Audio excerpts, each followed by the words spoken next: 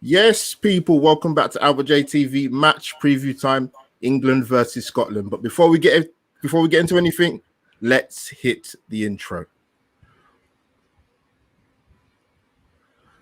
I can find it.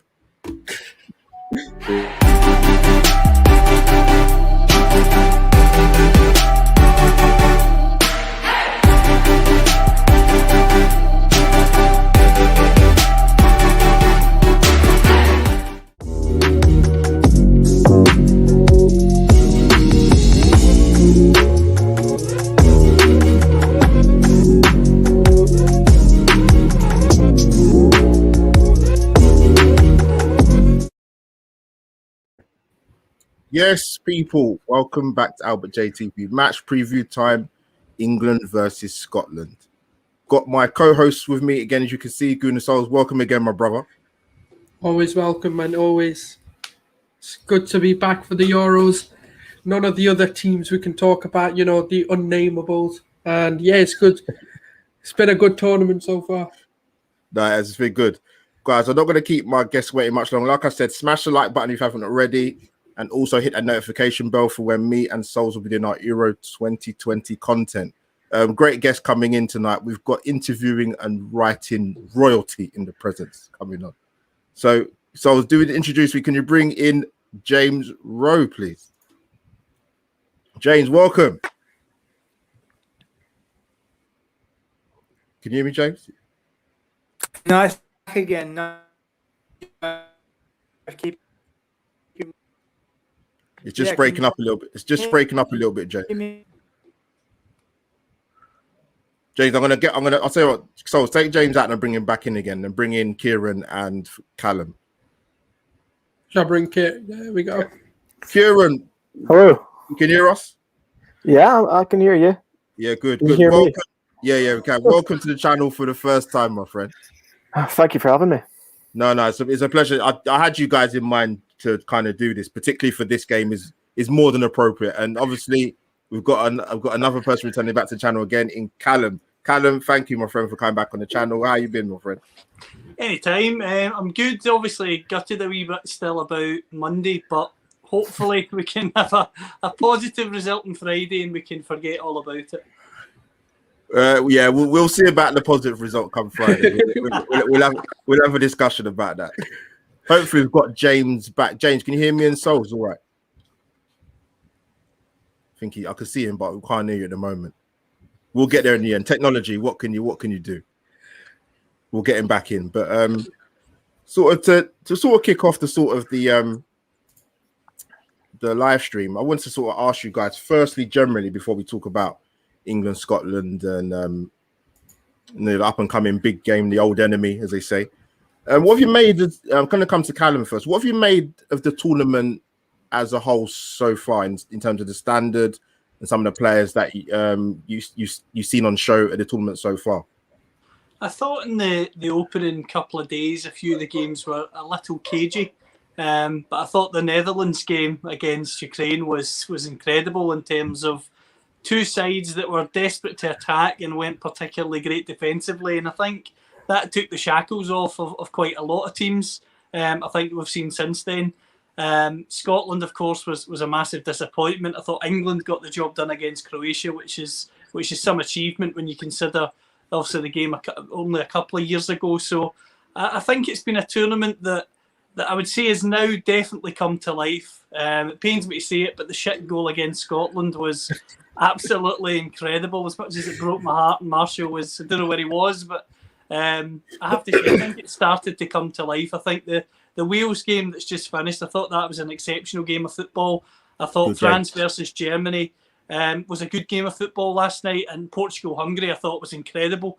Those last 15 to 20 minutes were just absolutely scintillating. Hungary thought they'd scored, it's offside, and then Portugal and Ronaldo in particular took over. So I think the tournament's definitely come to life now, and I'm really looking forward to the rest of the games. But as I say, depending on how Friday goes, we'll see how my excitement level is for the weekend's games. Let me just put it that way. Of course. Kieran, before I come to you, at first I want to say a big, massive thank you to many birthday messages that I received yesterday. And yes, guys, I definitely am 40 years of age, believe it or not. Looks can be deceiving. But yeah, Kieran, I'm going to bring you in, mate. Same question to you, really. What you've also made of the standards so far at Euro 2020, positives and negatives, if you have any? Well, I think so far, it's been worth waiting that extra year. So far, that's what I feel anyway. The best thing about a tournament is you always find those hidden gems as well as all the stars. Like I thought, even though Sweden played pretty bad, I thought Isaac up front was class. Yeah, looked good. Yeah, I think I knew about him before, but he looked amazing. And Schick against Scotland as well is another one who you've heard of before, but he's kind of made that name for himself. And then you look at Ronaldo, who's already an established star, tearing it up in the Euros. And I just feel like it's been really exciting. You've got Wales again. I thought they wouldn't do that well this time, but Gareth Bale looks like he didn't play that like that for Tottenham. He hasn't played like that for Real Madrid, but every time he puts on that Wales shirt, he's something Different else. Kind, Assist for that last goal, oh my god! Like honestly, the way he just drifted past the Turkish defense, unreal player. But no, I've really enjoyed it so far. I think negatives, Scotland losing. Of course. Scotland losing's been a negative, but we're getting there. We're still going to win it, so it's fine. I'm expecting to be at that final. I like the optimism. You have to be optimistic, or you laugh or you cry, as they say. Yeah, but, exactly. Yeah. Hopefully we'll get James. James is having a bit of technical issues. Guys, like I said, smash the like button. Guys in the chat, let us know if you can hear us okay, any technical issues. If you do want to get any questions in, we will try and squeeze them in, but we've got quite a bit to get through. But I'm going to bring in my guy, Guna Souls, to put the question to you two guys. Kicking off for probably, I'll go for Kieran, but go on, Souls, you hit him with it, mate. Yeah, so obviously being Scottish yourselves and obviously watching them, getting and following a lot of Scottish players, what did you make of the squad, and were there any sort of big exclusions, or are you quite happy overall with the squad? And what changes would you make? And obviously, you've played your first game, didn't go so well. Kind of just wanting to know why or what's happened. Was there something was it the approach was different, or is Tierney actually that big of a player that, or was it just you weren't ready for the tournament? Obviously, being the first time since, was it 19 that you've been in a major tournament? Is it a starstruck moment, or is it just simply down to just not having the quality there to really compete in a tournament? Obviously, Kieran, you can kick it off first. Mm-hmm. Well, it's a mix of things. So as you said, 98 was the last time. The last time Scotland were in a tournament, I was a month old. So, wow. Yeah. So it's been that long. So I've been looking forward to this. In terms of Tierney, I think Tierney in the Premier League, he is, to me, the best left back in the Premier League. He's better than Robertson for me. Wow. Yeah, and he told that to me. Yeah, he told me. I'm a big Robertson fan. I'm a Dundee United fan. That's where he came from, So I've seen him play when he was 18. But Tierney, to me, is world class. He's so versatile. So he is a big miss. In terms of people missing from the squad, the one big one that was talked about here in Scotland, I don't know if Callum agrees with this, the one that I would have chosen is probably Ryan Gauld over Fleck. He moved from Dundee United to Sporting Lisbon, didn't do quite well, and then he moved to Firenze, and he became the third most productive British player who's playing abroad in the top 10 leagues, and he wasn't called up to the Scotland squad, which is quite a surprise. He won the Player of the Month in April in Portugal as well, and considering his team, the team he was playing for at the time, is third bottom of the Portuguese league, that's amazing. That's really impressive. He was voted the third best player in the league as well. And that's a player, that you need. If he's playing in the third worst team in that league and he's becoming the third best player in the league while playing with, he's making all the output for that team, he should be playing for Scotland. He's someone we've missed in terms of creativity and midfield. He's also can play in the wing, play in the centre attacking mid, and he'd be a better option for me than John Fleck, who's not, let's be honest, John Fleck's not going to get a game. That was my opinion. The surprise call for me was actually Patterson. I don't know if you guys know a lot about Patterson, but he's... No, tell us, mate, tell us. So he's not played a lot of games for Rangers. I'm not actually sure how many games he played. He actually he got a domestic ban because he breached COVID rules. So he's not played a lot of domestic games, but he played a few games in Europe for Rangers. So yeah, he was quite a surprise. Whereas you got Josh Doig at Hibs, who won Young Player of the Year. I thought he'd get a call up. That's who I would have called up over him. But obviously, with the showing that O'Donnell put on at right wing back against the Czechs, he needs to be replaced. And I don't know whether you put Patterson in for England. I think that's maybe a bit too early for him. I'd probably put Forrest there, playing right wing back, and just leave Patterson on the bench because he's only 19. And he's barely played any domestic football, so it's you don't want to chuck him in against England with the big boys. I mean, you don't want that. That's a shock to the system. I don't think I'd deal well with that. Yeah. But yeah, that's the main issues. I really hope Tierney plays against England. They said that he was back in training today, and he said that there's a chance he may play. I think if looking at Tierney, the way he thinks, there is no way he's not playing. No matter if his leg's falling off, he's saying, no, I'm starting the game. No, it's happening. So I expect him to play on the left with Robertson. And I think if Forrest is playing down the right wing back as well, it could be a bit of a surprise. I think there's a bit of a shock there, just waiting to happen. No, Kieran, thanks for that. Callum, before I come to you, for audio listeners, because I will put this on my Anchor and Spotify, I did get an image up on the screen of the Scotland squad. So, guys, don't let any images deter you from knocking your chat and what you're telling us as the hosts and the people watching the live stream. So, Callum, same question to you, mate. Was there any surprises for you? I agree with Kieran. I think Ryan Gold for me is a player that I would definitely have put in ahead of John Fleck. I don't want to be disrespectful to John Fleck, but he was playing in a very poor Sheffield United team this season. He's a very defensive player, in my opinion, by nature. And I think Scotland, as you witnessed against the Czechs, you need to be able to change it up and go for it when you're behind and when the chips are down. And so you made a point about Kieran Tierney, and you asked, is Kieran Tierney absolutely influential, and did that play a part? It absolutely did, because that 3-5-2 formation, really, in my opinion, the main reason Scotland play that is to complement Tierney and Robertson. It's something that Steve Clarke found very, very difficult when he inherited the job from Alex McLeish. It's something that Alex McLeish found very difficult. But then that formation, the 3-5-2, with Tierney able to overlap Robertson and go forward as one of the centre backs whenever he wanted, because he had two covering him, it absolutely worked. And against the Netherlands, obviously, in a game we played recently, we looked really strong. You're looking at this Czech Republic game thinking, if Tierney's there with Robertson, we could be even more dangerous than we were down that left side in the first half when Robertson had his opportunity. So for me, Tierney is a better player than Robertson, in my opinion. I agree with Kieran with that also.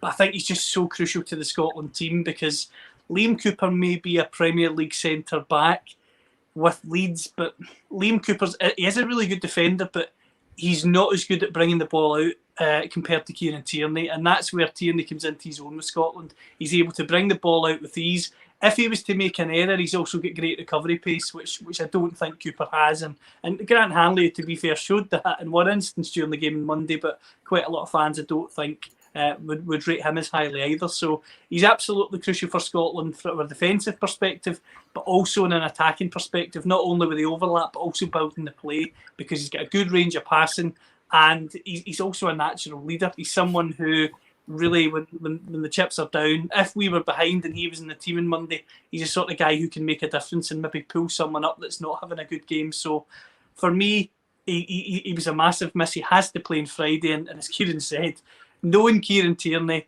and the way he is, he will absolutely play if there's an opportunity for him to play. Even if he's only 60% fit, I think he will get himself in that pitch. If he has to take a painkiller injection, whatever he has to do, I think he'll get himself in that pitch, and I don't think he'll put in a bad performance, because he's a player who will always try incredibly hard. And what makes me smile about Kieran Tierney is, having watched Celtic a lot over the years, Scott Brown was always that natural leader and that influence of steel in the Celtic team at the time when Kieran was breaking through, and Kieran went on to take that on from Scott Brown at Celtic. He's now doing it at Arsenal, and as I say, with the national team he does it as well. So hopefully he's back in. Gold was probably the big contentious one. The one I would have went for, and it's maybe controversial, is I would have begged the Rangers goalkeeper Alan McGregor to come back into the fold. And I know that's very harsh on David Marshall, Craig Gordon. Alan McGregor for me still an exceptional goalkeeper.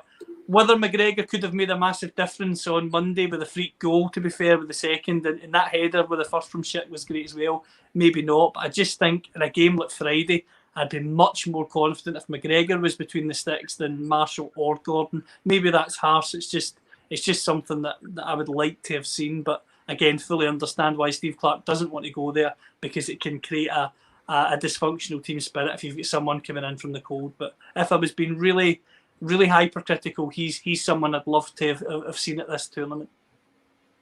Great insight, guys. Now we've got you on here. Like I said, me and Souls talked about doing this content for quite a while, but obviously we're going to concentrate on the Three Lions. But there's a lot of talent out there in terms of the other European nations, and there's some unearthed gems out there which we will come on to a bit later. Hopefully, James will come back on. Typical technology can be very good at sometimes, can be the opposite sometimes.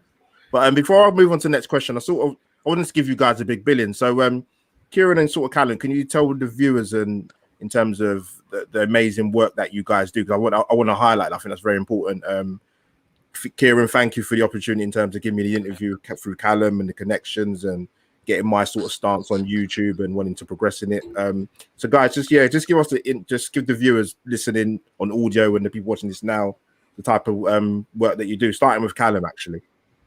In terms of myself, obviously I started the Football CFB platform in 2020 at the start of 2020. Originally, it was just myself interviewing professional players and managers, which I really enjoyed and get a lot of joy out of. But I've always wanted to give writers an opportunity, up-and-coming writers, because the one thing that I know, having wanted to be a journalist when I was leaving school, I ended up going down and working in a different sector, which I also really love now. But the one thing that I always remember from that period in my life, and I've spoken to other people in that position, is they've got so much talent, but at times they just don't have any opportunity to put an article or put an interview somewhere where even 25 or 30 people will read it. They could put it on a personal blog, which sometimes will go really well, but sometimes that might be read by the same 10 or 12 people, such as the nature of things. And that's the way it was for CFB when I initially started. It would be my very close friends and family reading the articles and listening to the interviews,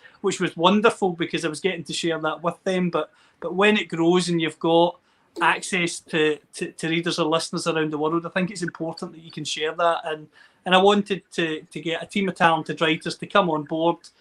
Kieran is certainly one of them. Obviously, James is great with the interviews that he does as well. And I'm grateful to every single one of them. They all bring something different.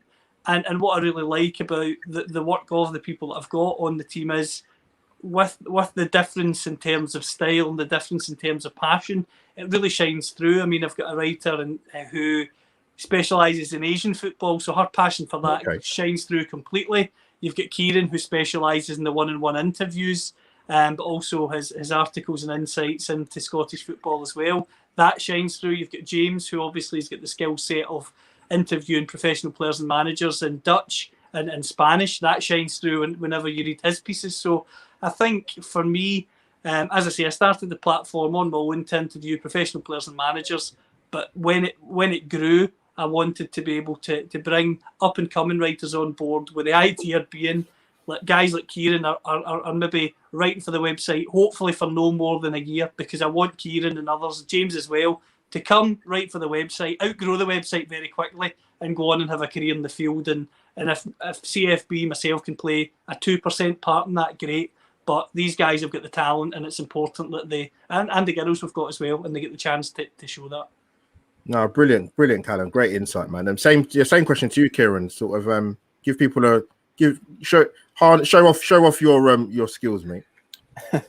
Well, I don't know if I have as many skills as Callum, obviously, but yeah, I graduated with a journalism degree last year. Before that, during my studies, I was freelancing for some radio stations in Scotland. So brilliant. Radio Clyde in Glasgow, Radio Forth in Edinburgh, and also North Sound from my home city in Aberdeen. I was freelancing for all of them, and obviously when COVID hit, as I graduated, all that freelance stopped, and it was tough to get jobs and everything like that. So me and my mate started our own website originally, much like Callum. NE98, we focused on lower league Scottish football. So that's like juniors, which is our version of non-league, and also League One, League Two Championship. And then I think it was around about January time, I ended up reaching out to Callum because at that point it was tough. I needed somewhere to put my work and get it seen.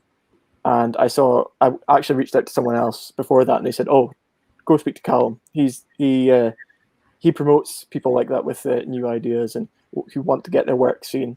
So that's what happened. I ended up posting quite a few interviews in January. Over the last few months, it's kind of slowed down because all the work on Football CFB has led me to get opportunities with a national newspaper. Brilliant. Which is amazing.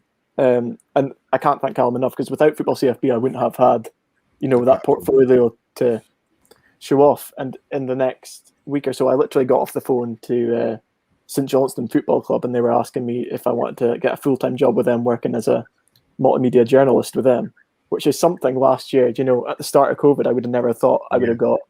And the next week, I have an interview for an apprenticeship with a national newspaper. And without, the platform, without having the opportunity with some of the interviews that Callum's given me the opportunity to do, that wouldn't have happened. So, yeah, it's been a busy last few months since Football CFB happened with me. Great. No, this is great stuff. Like for people like myself and Souls, man, to get the caliber of you guys on and James Rowe, it's an eye opener, and I hope people watching this sort of kind of look at this and think, what, anything is possible with hard work and given a break and just a bit of a platform and opportunity. So fantastic. But I want to move on to sort of the next question. I want to throw this at Kieran first. What did you make of the Scotland performance in the opening Group D defeat against the Czech Republic? What were the positives and negatives? Before you answer that, I mean, I saw enough for the game. Still trying to move home, unfortunately, but Scotland had a lot of chances. They had a hell of a lot of chances, and they could have got the 3 points in that game. Czech Republic is more clinical, but Kieran, I'll bring you in. I might put some images up on screen in terms of the team lineup and also the stat possession wise. So what did you make of the game, mate? I want to say I'm disappointed in the result, but in terms of especially the first half performance, I thought we could have easily won. You know, we had so many good chances. We had, Christie looked on fire considering where he was, for Celtic all last season. He actually looked decent for once, which was wasn't going to happen during the season. So he actually looked good. Jack Hendry, he was okay. Apart from everyone was blaming him for the second goal, but I don't blame him for that. How was he supposed to know that a shot would get blocked? It would end up being a 49-yard screamer. But I was disappointed in the result. But in terms of the first half performance, I thought we were good. Just couldn't finish. We made so many chances. Second half, we struggled. I really thought the weak point was O'Donnell. It sounds harsh. I don't want to, throw him out there, but he didn't close down the cross quick enough for the first goal. He kind of just thought in his head. I think it's because we were doing some man marking. So I think he had it in the back of his head. He was like, "Oh, I've lost my man, but no one's closing down this cross." It was kind of in between wanting to close it down and find his man. But we should have scored. Like Lyndon Dykes should have scored that last chance he got as well. I'm amazed he didn't score that. That's what we've been missing for a while, though. I was surprised. There was a few surprises for me. Like I thought Che Adams should have started up top with Lyndon Dykes. That's work. And although they've played for a short period of time together, every time they play together, it looks like they have a connection. Like Lyndon Dykes is really good at holding up play, but when you hold up play, you need someone to play that too. And Che Adams is the perfect person. He's got a bit of pace to get in behind, and Dykes, he likes that. He likes to play with that. And the midfield, I was shocked when he brought McGregor on instead of Gilmore. To me, Gilmore's the more attacking option, and we were down. McGregor's not an attacking option to me. He's more defensive. Why are we going defensive if we're losing? We've got nothing to lose at that point, 2-0 down. Yeah, 100%. So Gilmore would have been on. He played class in our last two friendlies when he came on. He looked our best midfielder when he came on the last two friendlies. Yeah. So if he's not I assume we're going to get onto our starting 11 for England, but spoiler alert, he's in my starting 11 for England. It's for the England game. You see the starting lineup. Was you pleased with the Scottish the starting lineup against the Czech Republic, or did you have reservations then? I understand it. I do understand it. It's their first time back in 23 years. I think he went into that not wanting to lose, which is fine. I get it. First time back, you don't want to look like a mug. You don't want to go in there saying, "Oh, look, Scotland have failed again," which we did. But hey, that's part of the fun, isn't it? I just think there's always been, with a lot of Scotland managers, there's always been a fear of losing. Whereas we do have attacking talent there that's just not used enough. And if we use that attacking talent, we will surprise a lot of teams. There's always a surprise in the tournament, and why can't Scotland be it? We've got the talent for it, 100%. Just need to utilise it there. No, 100%. Before I come to Callum, people, if you don't know what to do by now, you should know what to do by now.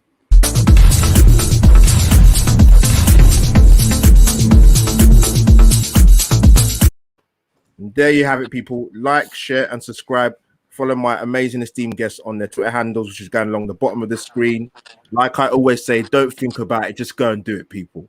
But Callum, before I come to you, my friend, if someone hadn't seen the Scotland-Czech Republic game, and I know stats are not everything, but you have to gauge it by something, would you have said it is a fair reflection of what you saw in terms of aesthetically, what you saw with the game, or would you just say that the stats were a little bit misleading? I think they were slightly misleading. I think Scotland definitely merited the goal, and I don't know your views on it specifically, but expected goals, you either really like it or you're old school and it's nonsense and it should never be mentioned. So I don't know where you stand on that, but from the expected goal, Scotland were expected and to get, and one of the metrics I saw, 1.84 and the Czechs was 0.85. So really you're expecting Scotland to win 2-1 based on those metrics. And obviously we didn't score at all. So the thing, and you've got the stats up there, Albert. Yeah. What in my childhood growing up, I would always associate Scotland in a game with the Czech Republic as being low possession, very negative, desperate for a 0-0 and probably end up losing anyway. But when you look at those stats, because we had most of the possession, we were trying to go forward, we created chances. Dykes had a couple of chances he should have scored. The Robertson chance in the first half was a great chance. Henry at the bar. And we could have had a penalty with McTominay as well. So we were proactive, and I think Scotland teams in recent years have been at their best when they've been proactive. And I think Kieran's spot on when he talks about the attacking talent. When you've got players like John McGinn, who are established Premier League players, who score goals in the Premier League against some big clubs as well, you need to harness that attacking talent. And I think Clark, naturally, he's a little pragmatic as a manager. It served him with great success. When you think of his West Brom team that was very successful in his first season in the Premier League, at Kilmarnock, he took a struggling side to third in the top flight up here, which was absolutely incredible. And they've just been relegated less than 2 years after he's left. So that shows you the impact he had there. And I think that success was always born out of a little bit of pragmatism. And I think the inclusion of a player like O'Donnell was a safe option for Steve Clarke. And it's very easy now to sit here and say, oh, it was a nonsensical decision. Patterson should have played or Forrest. But in all honesty, if you were to ask me before kickoff, would I have expected Stephen O'Donnell to start? The answer would have been yes. Would I personally have started him? No, but I definitely would have expected him to start. I think the Tierney injury, as I mentioned earlier, was massive. As I say, it affects our build-up from the back and also just affects the overall quality. So I think that was a big miss. The only thing that I was very critical of Steve Clarke with, and again, it's easy to be smart after the occasion, was his substitutions. And again, Kieran mentioned it. I just did not understand why Callum McGregor came onto the pitch when he did. If you're, and again, I would have put Gilmour on, so this isn't a Celtic bias thing here. If you're going to put a Celtic midfielder on to change the game, it's David Turnbull. Yeah. He was Celtic's player of the year. He was a young player of the year in Scotland. He's a he was a nomination, for the Young Player of the Year in Scotland. He's a player with immense talent, and he's someone who was the most creative player in the Scottish Premiership last season. He creates chances, he goes forward, he's not averse to taking a shot, and he loves an assist.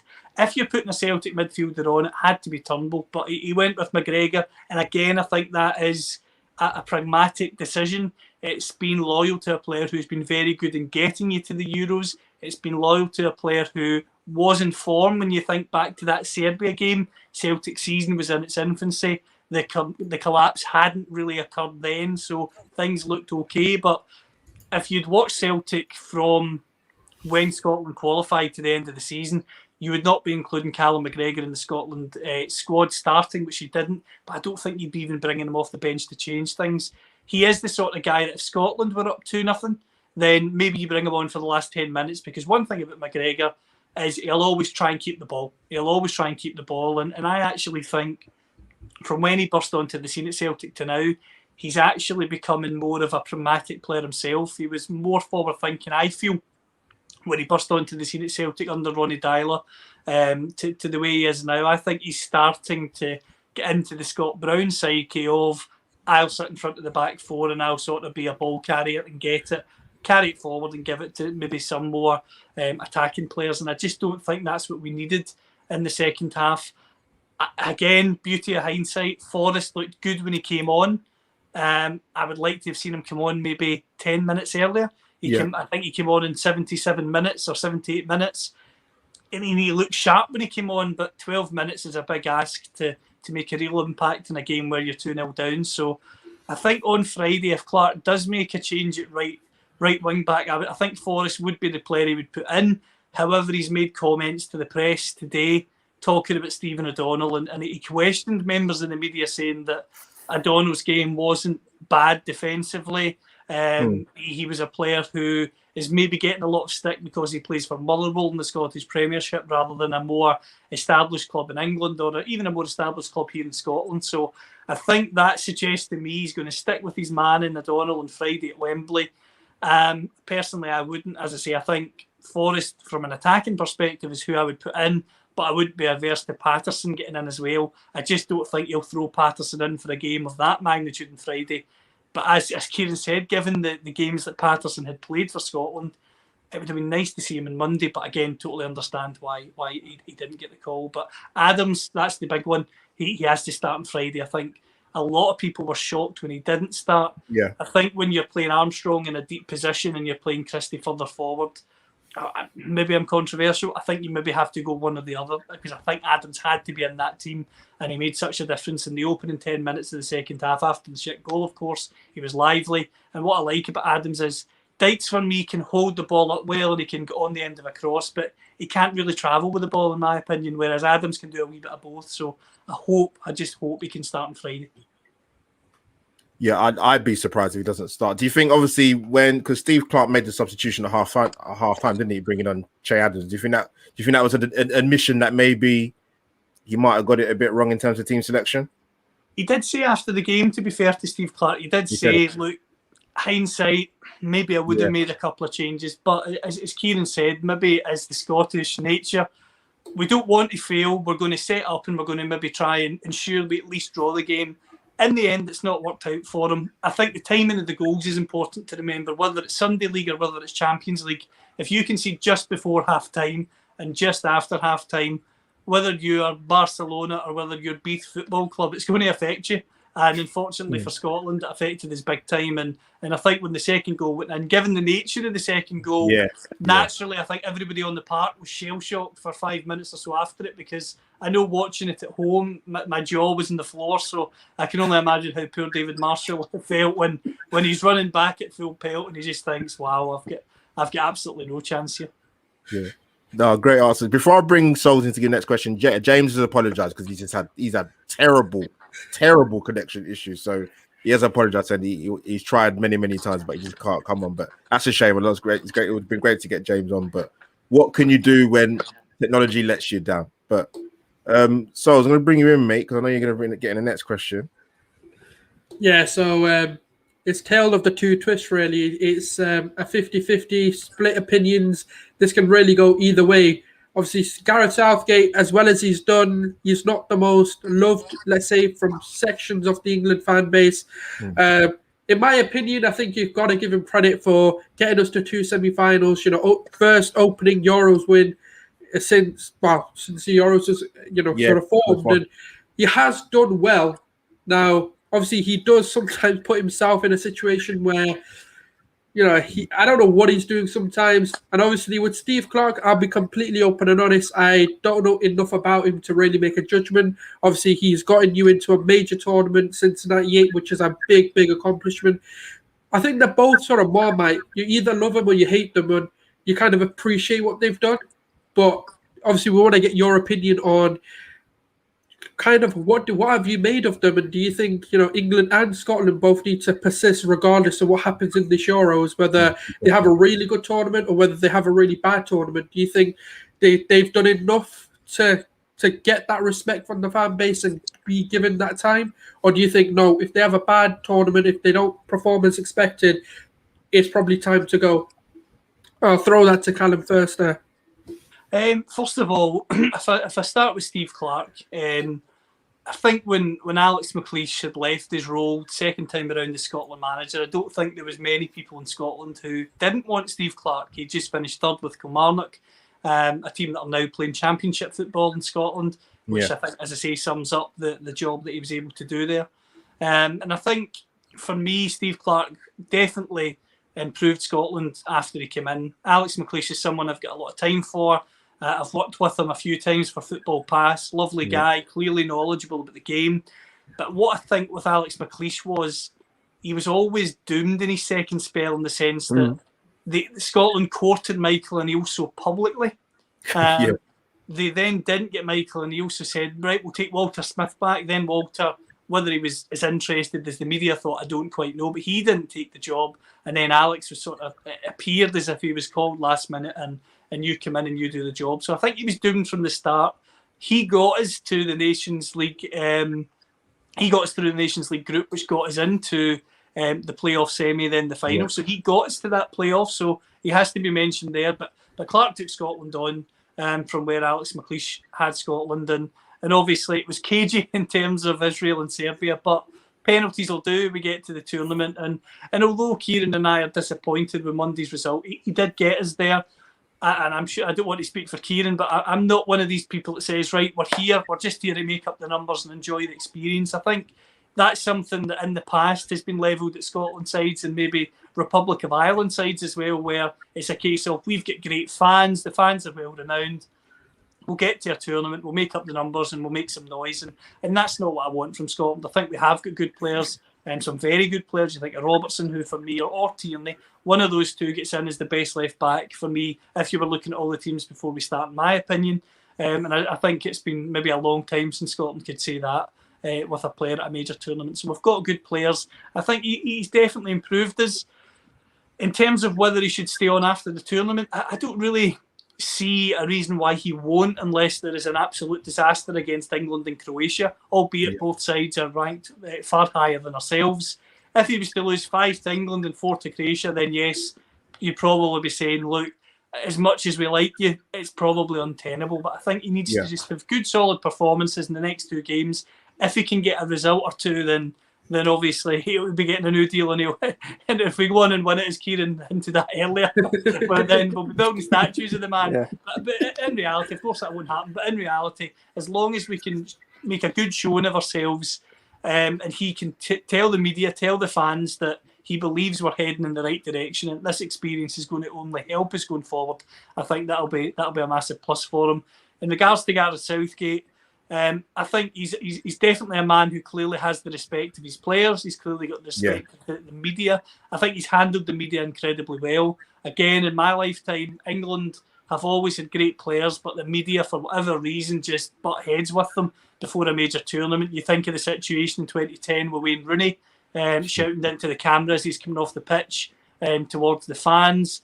And I think Gareth's definitely done a really good job in terms of uniting that element. In terms of the job that he's done, 2 semi-finals deserve praise. if I'm being hypercritical and you look at the World Cup, that's probably the easiest run to a semi-final that you could possibly ask for. However, you do have to get the job done with the opposition that are in front of you. So I think that is a criticism that's slightly harsh, because at the end of the day, he can only do what he's tasked with, and he was able to do that until the semi-final stage. And Croatia, of course, got to the final. They could have won the tournament. They were a very good team. And Luka Modric, they had someone who's won the Ballon d'Or. So you can't really fault England for losing to Croatia in 2018, in my opinion. I think they were an elite team, and obviously they won on the day. Nations League, I think you should have won, in all honesty. If I've been hypercritical, I think you should have won that. And in this tournament, I think it's a semi-finals minimum for Gareth. If England don't get to the semi-finals, there's no way he continues, despite the fact that he has been able to produce good young players, despite the fact he's produced a good atmosphere with the media.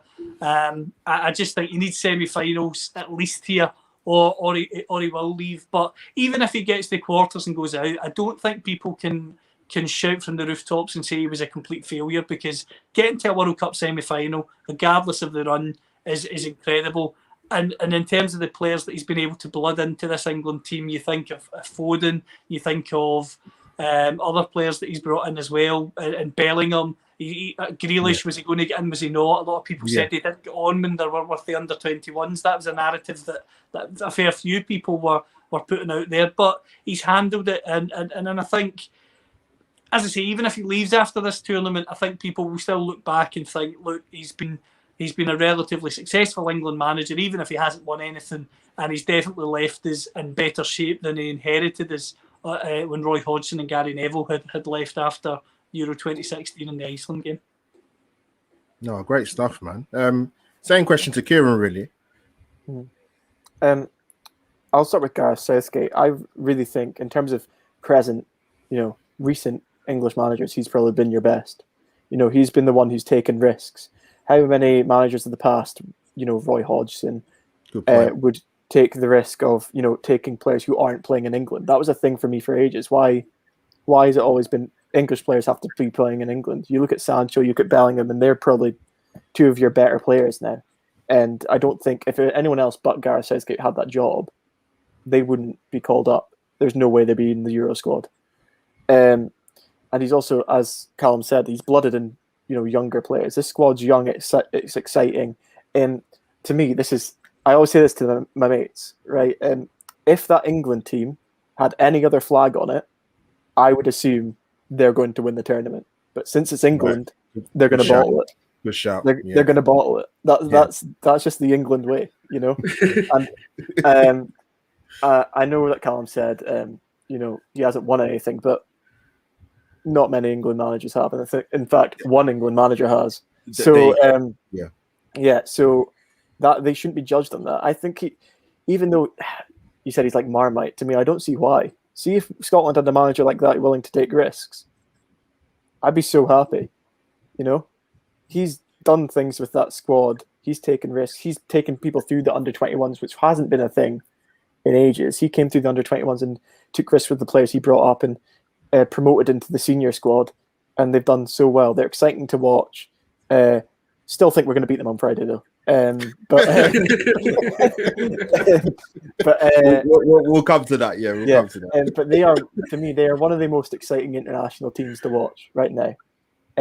It's them, France, and Spain for me. I think Spain are a bit of an underdog, but I think they have got one of the most exciting squads. And the reason they got an exciting squad is because of Gareth Southgate. He chose those players.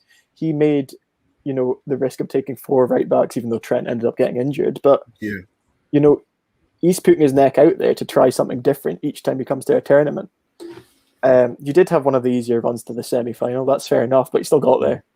You gave England fans one of the best summers of their life. Oh yeah. Probably. Yeah. But you make a good point, because I'm going to come back to I'm going to come back to you, both of you, Callum and Kieran, in terms of what you said about Steve Clarke and Gareth Southgate. I'll sort of start with Steve Clarke. I think John McGinn said that I think the players don't know how to take him because he always looks angry. Steve Clarke, yeah. So what's he done? Because Callum, you made the point. He done a very good job at Kilmarnock. People need to remember that. When he came in, they was not in a good position. But he got them into Europe, and I think he got PFA and SWFA Manager of the Year. That's no mean feat. What's he done different that McLeish probably couldn't do a second time round, and obviously what Gordon Strachan couldn't do?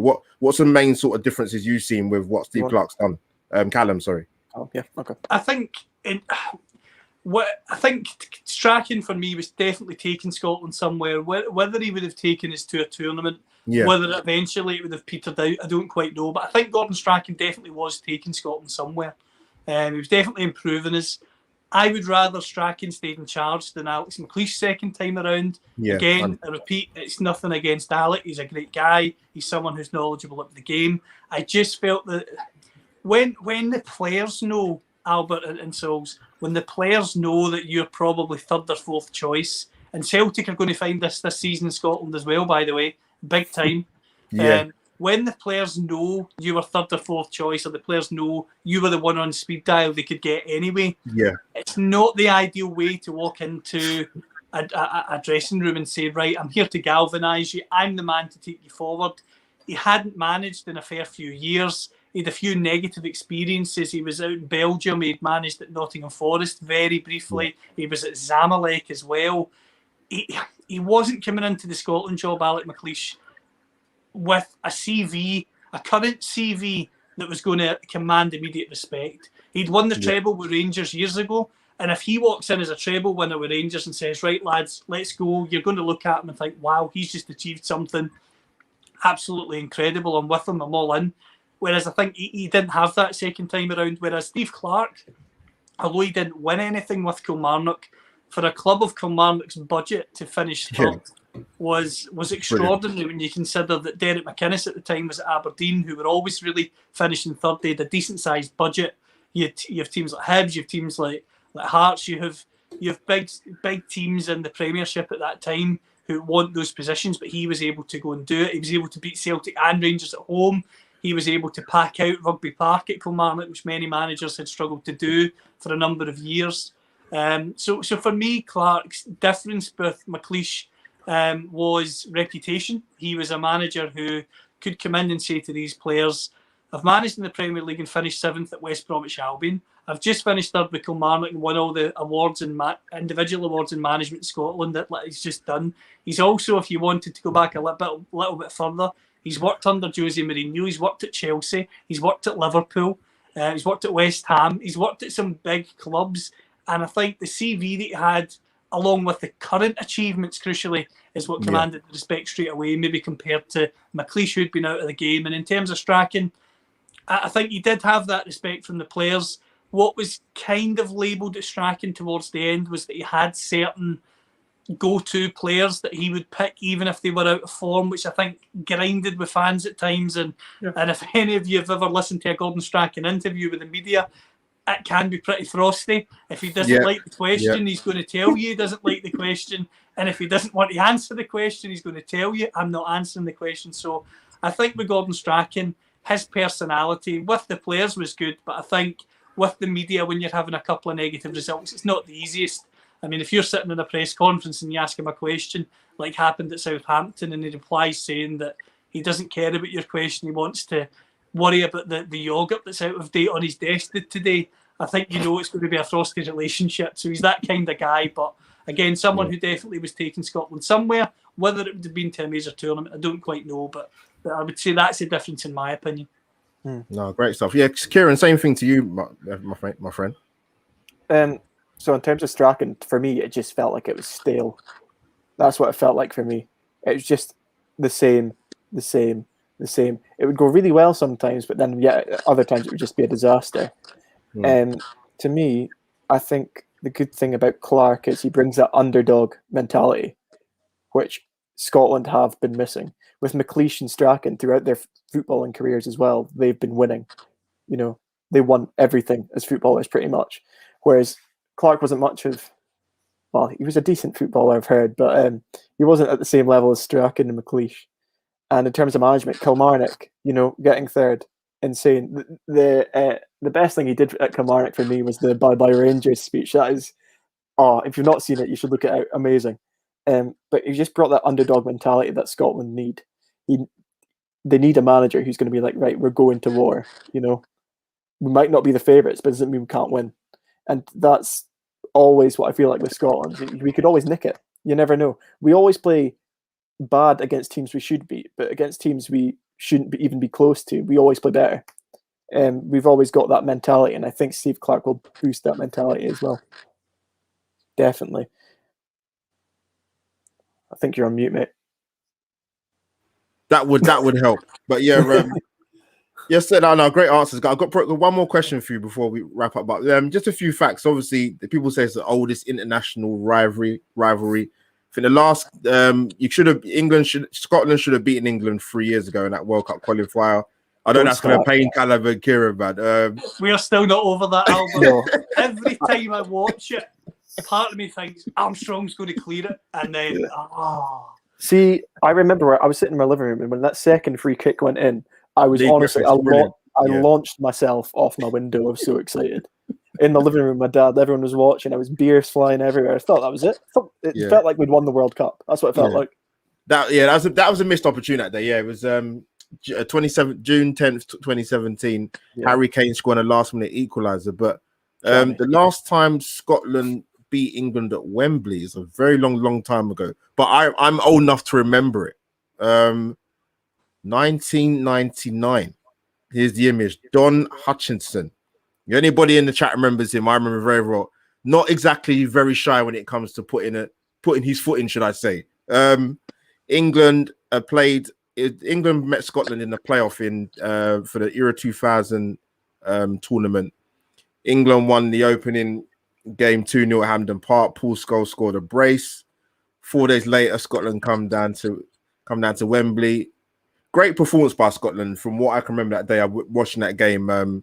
Very well deserved. Could have took it to extra time, but Scotland's last win a very long time ago. But sort of moving on from that, I sort of want to get you guys' thoughts. Loaded question. Sort of talk about England, Scotland, but we'll sort of want to come away from and talk about a couple of individuals in particular.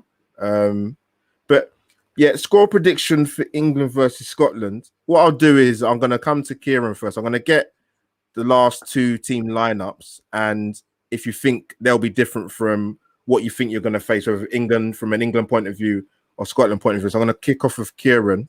Score prediction for Friday. Yeah, first I was going to start off with, all the England-Scotland coverage so far has been all about that Euro 96 goal. And I'm over it. Yeah. So I just thought, I was writing an article earlier about, 5 of the biggest Scotland-England matches ever. And no one talks about, Scotland winning 1967, beating England after their unbeaten record. We became the unofficial world champions. No one talks about 1977 when we won, and we invaded the pitch and broke the crossbar. I mean, everyone talks about that. Well, not enough. I don't want to see this Gaza goal anymore. I'm over it. And I think they beat England in '89, I believe it was as well, at Wembley. Long time ago. Yep. So I thought I'd get that one in for you. So that you don't feel that we're against you on the street. But I'm gonna get the team lineups for the last two games: England, Croatia, and obviously Scotland against Czech Republic. If I can find it. How different, Kieran, do you think the teams will be? Would you expect England to have the same lineup, or do you think Jack Grealish will come in for Foden possibly? And do you think Scotland will make any changes to that team lineup? Potentially. I don't think he'll play Phillips and Rice. I think he'll take one of them out because he'll see Scotland as a weaker side, and he won't need two holding midfielders there. I'm not sure if he'll replace. I don't know if he wouldn't put Mount back and put Grealish in the 10. I don't think he'd risk that. He'd probably put Shaw in at left back if I was him. I mean, Trippier was decent, but again, he probably wants to give Shaw a game. He's been the best left back in the league this season, and he's not had a game yet, really, this tournament. That's probably the two main changes. In terms of Scotland, where to start?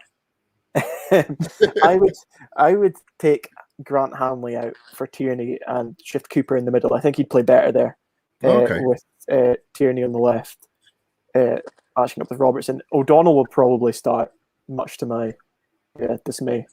I would probably put Forrest there, in my opinion. Yeah. And in terms of centre mid, I would take Armstrong out, put Gilmore. I think Gilmore needs to start 100%, and Adams up front instead of Christie. And in terms of score, do I just go for it? No. I genuinely think we could sneak it. We need a surprise result, so I think it's going to be a 2-1.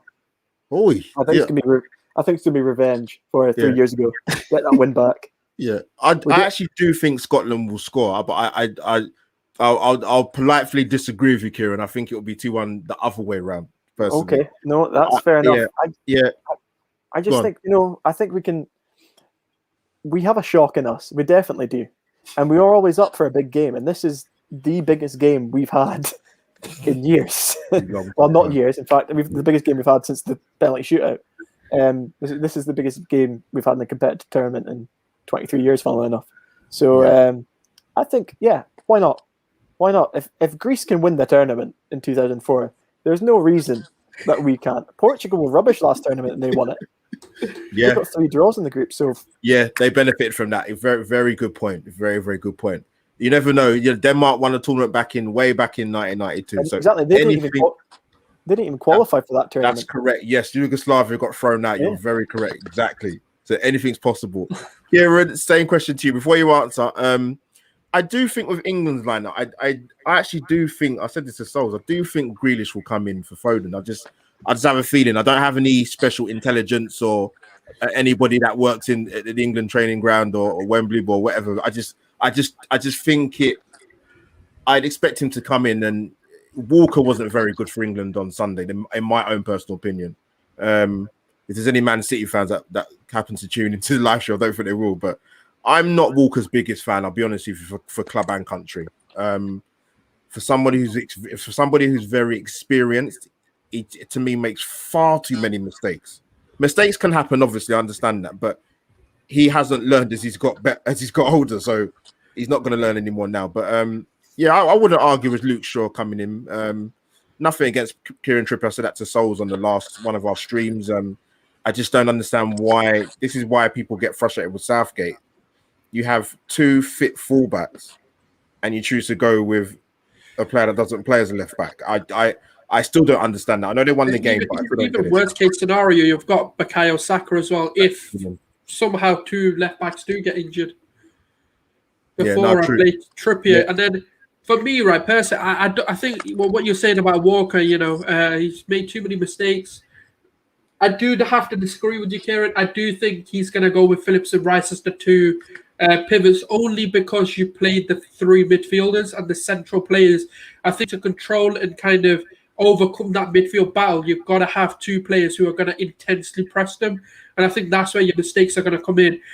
Obviously, he's going to have in the back of his head that Tierney I think he's going to go in with it that Tierney's back, just so that worst case scenario, he's prepared for the best Scotland side. Obviously, with Robertson and Tierney, you are a completely transformed side, and then he needs to focus on that midfield. Rice and Phillips, I think the balance was there, the creativity is still there, and when people say it's too defensive or it's too, I actually think it's the opposite. Rice allows Phillips to have the freedom to go up and make a 2 number 10s. Whoever that number 10 is, whether it's Mount or whether it's Grealish comes in or whether Foden comes into the middle, whatever he does with that number 10, Phillips comes in as a supporter so that there's less pressure on the number 10 and there's more freedom for them to do what they like to do. So I do think he may continue with it because it transitions into a 4-3-3 when we attack. When it comes into a defensive position, it depends on the pressure put out. I think Croatia we expected more from. They didn't really deliver the pressure we thought they'd bring, especially in that midfield. And I think the only realistic change would probably be, I think Foden's going to be dropped for Grealish. What I would want is also Trippier to come into right back and then a Luke Shaw or Chilwell to come in. I was explaining it to Albert, to handle Tierney and Robertson, I just think Walker would get absolutely run. Like it'll be too. I don't want to see that happen personally. I'd rather Trippier, who can control that side better, is what I would want to see personally. I don't know, obviously, what your guys' opinions on that is. Obviously, we're going to go over to Callum on this, but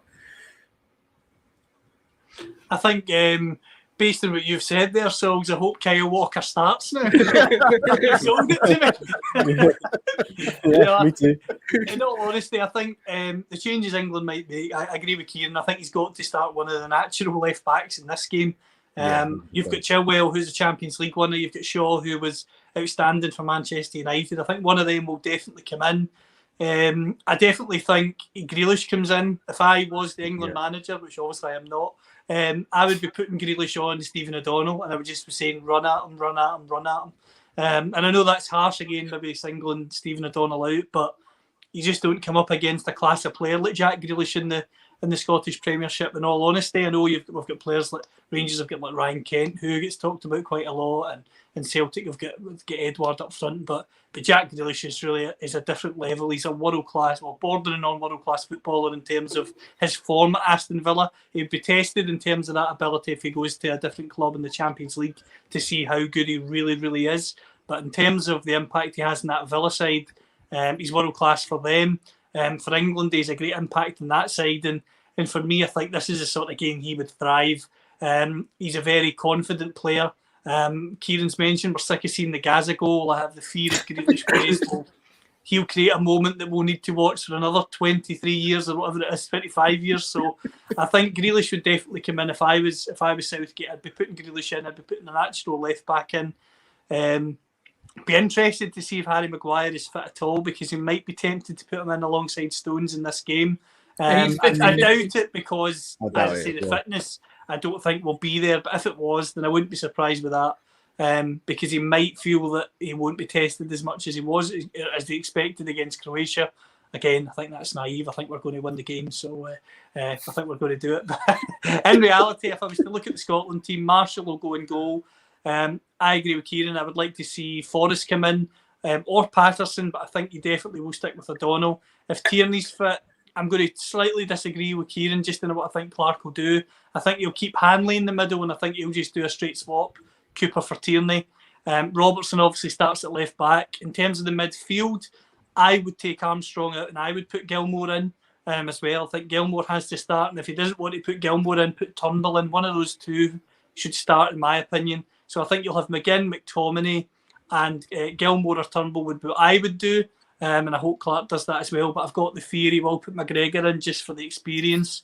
And then in terms of the forwards, he's got to go with Adams and Dykes. He simply has to. I don't think he can afford to go with Christie and Dykes, or Armstrong and Dykes, or Armstrong and Christie. I think he has to get both of those guys into the team.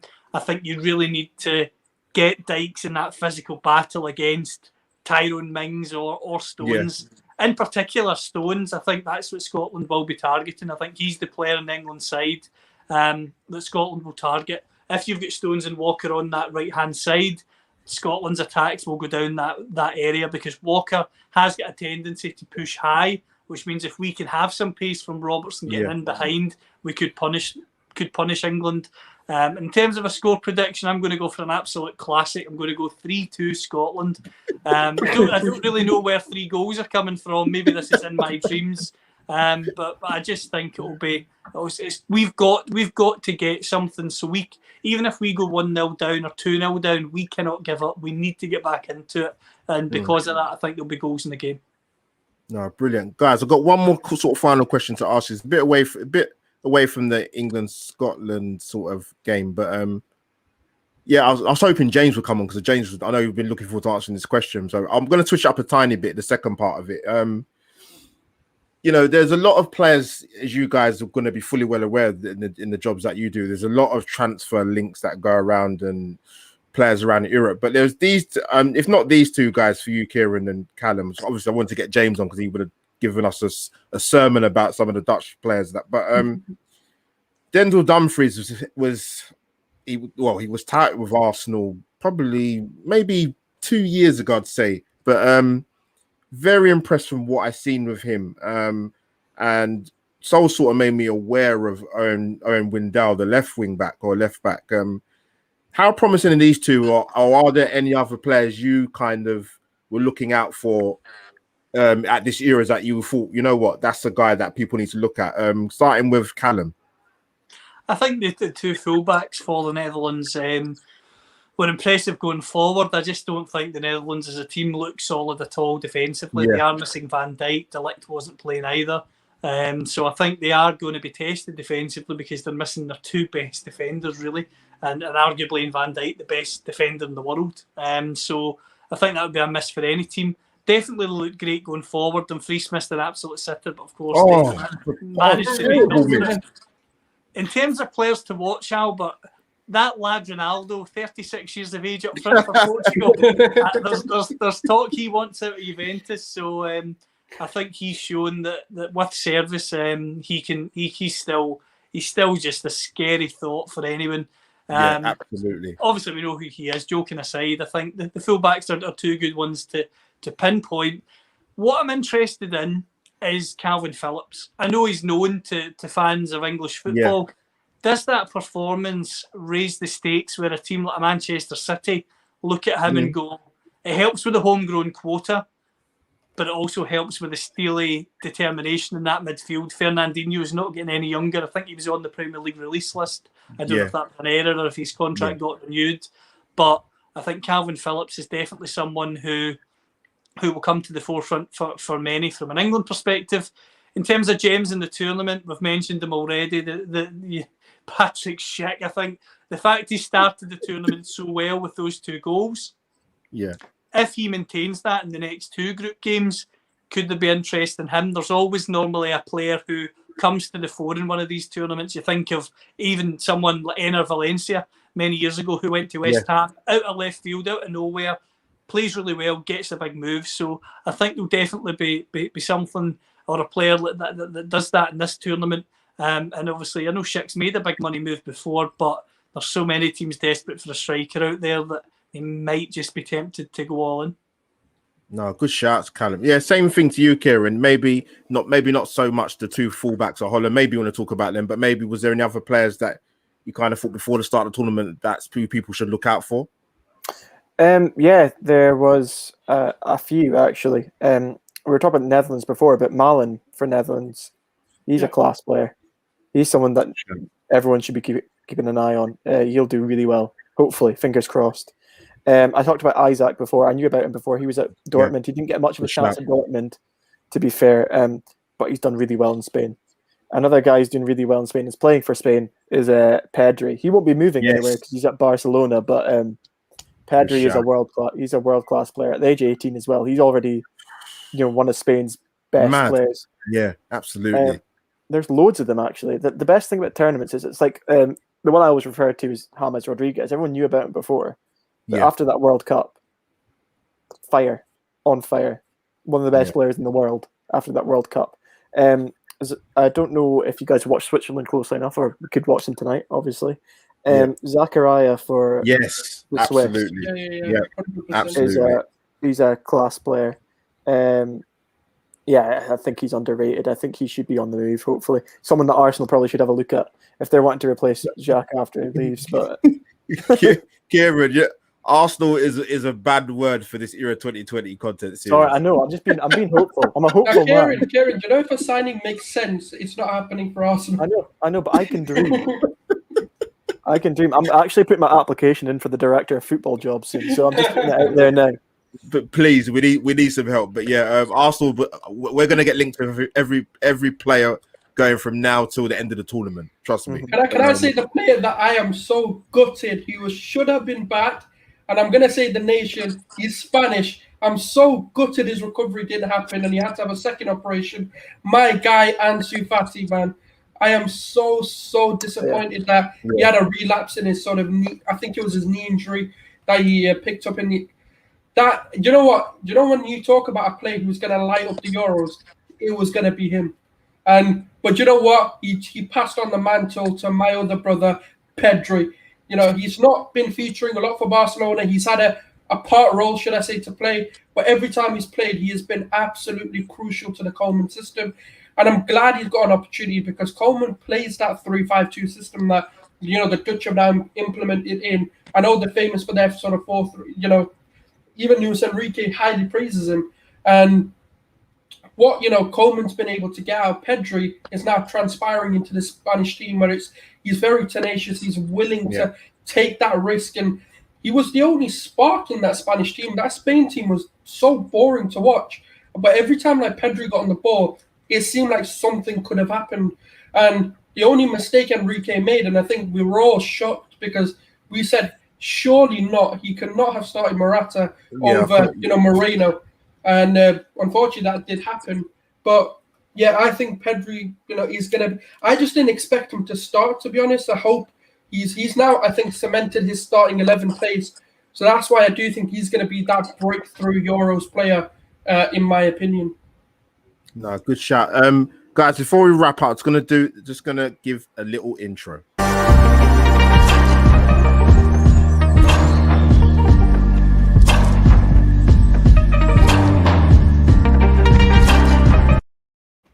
And there you have it once again, people. Smash the like button, subscribe to the channel, and also follow my esteemed guests on their Twitter handles down on the bottom of the screen. I want to thank Callum and Kieran. Thank you for coming on the channel. Callum, great to get you back in. Kieran, for the first time. Where can the guys find you and your Twitter handles and amazing work? Callum. You can find me on Twitter at CallumCFB. In terms of the Football CFB platform, where there's obviously lots of writers and lots going on, it's at Football CFB as well. Brilliant. Same for you, Kieran, mate. Thank you for coming on, mate. Where can the guys find you? No, thank you for having me. You can find me at K_Fleming2. You can find some of my work on Football CFB or NE98. Do you know what? If you just follow me, I'll just keep reposting all my work, and you'll just see it all. And you can just you can just follow whatever one I'm reposting. Then, yeah. No, for much respect. Thank you to the people in the chat. I'll put this on my audio, like I said, on my Anchor and Spotify, because I've been told I have a podcast voice. But Soul's final word to you, my friend. Yeah, we're sorry lads, we are going to smash you on Friday. Just getting you ready for it. It's going to be an absolute battering, lads. I'm going to fully send it because you guys have been cautious. I said it before and I'll say it again. It's going to be a 4-0, 5-0 England win. Oh, didn't you guys say that about Iceland as well? They did say that. They different did. times. So there we Bring back. Bottle jobs. That's more like it. Do you know what? If we bottle it, win-win situation here, because if we come second, we don't have to play that group of death. So it's a win-win either way. Yeah. I said, you know what? Before the start of the tournament, before we wrap up, I kind of people sort of kind of, I won't say dismissing Scotland, but I said, you know what? This could be quite a difficult game for England. I don't think it's that clear cut as me people are being quite dismissive. So I'm not backtracking. I will stick with 2-1 to England, but just our England fans, just be a little bit on the cautious side. Yeah. But guys, thank you for coming to the channel. Big up to the panel. Big up to people in the chat. This is me, Albert JTV, over and out. Match preview: England versus Scotland. 3 Lions versus the Tartan Army.